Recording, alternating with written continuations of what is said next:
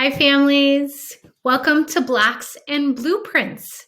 My name is Amy Schneider, and I will be your instructor for the next 4 weeks. I am so excited to get started with all of you. Before we dive into the course materials and setup, I wanted to give you a little bit of background information about myself. Currently, I am an instructional coach for a K-4 building in the northwest suburbs of Chicago.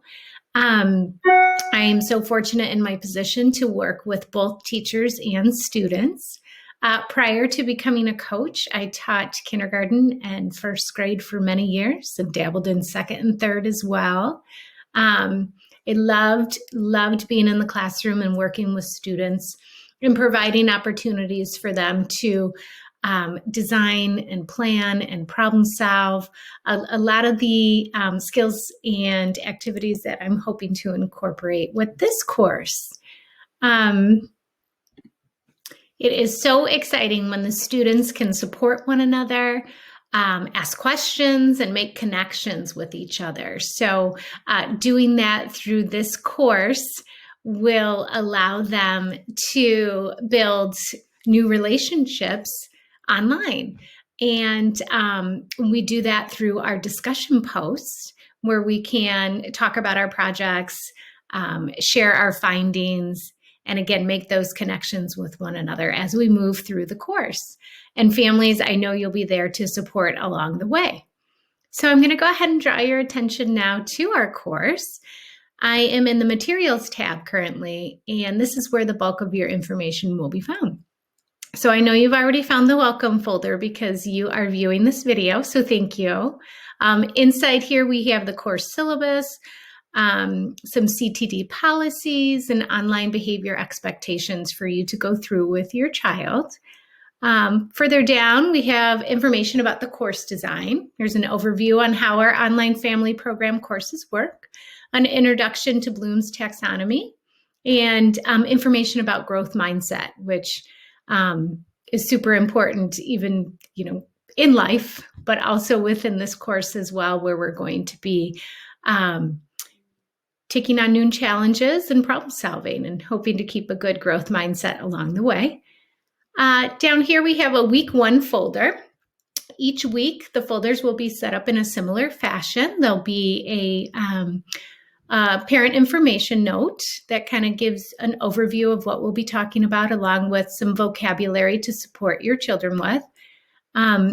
Inside also will be videos, photos, readings for you and your child to take in new information. And then after that new information, further down are some activities where your child can apply their new knowledge. I like to give 2 to 3 choices each week. Your child can choose to do one of those activities to submit and talk about in the discussion post. If your child would like to extend their learning and do more than one of those activities, they are more than welcome. But again, only one is required. I just believe in giving students choices in how they're going to show their learning. Again, I mentioned the discussion post. This is where we can communicate and connect with one another.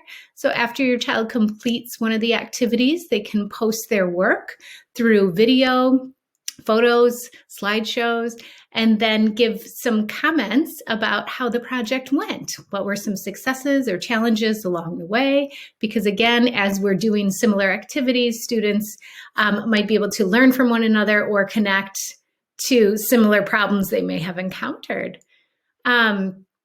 Also, if your child is more comfortable using the audio video caption to share their work instead of typing, that is great too. And along with the activities and discussion posts, there is a suggested due date. Again, I want this program to be flexible for your family and a timeline that works for you. These guidelines do help us to keep on the same page so that we can be communicating and talking about the current work that's happening within the week. But again, I do want this to be flexible for your family. So you'll see those upcoming dates right over here underneath the calendar. And then something else to point out is this envelope up here. This is our email platform within Schoology. This is how we can communicate with one another. And you've probably already seen my welcome message come through via this platform.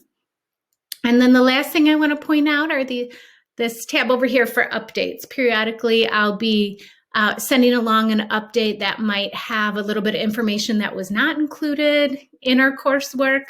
I might survey the students and ask them a question. So just be on the lookout for those updates, and we can communicate through there as well, and I'll be sharing further information. Again, I'm very excited to get started with blocks and blueprints. Can't wait for your child to explore, plan, design, and have fun with the math concepts that are embedded throughout. Okay, thank you for listening.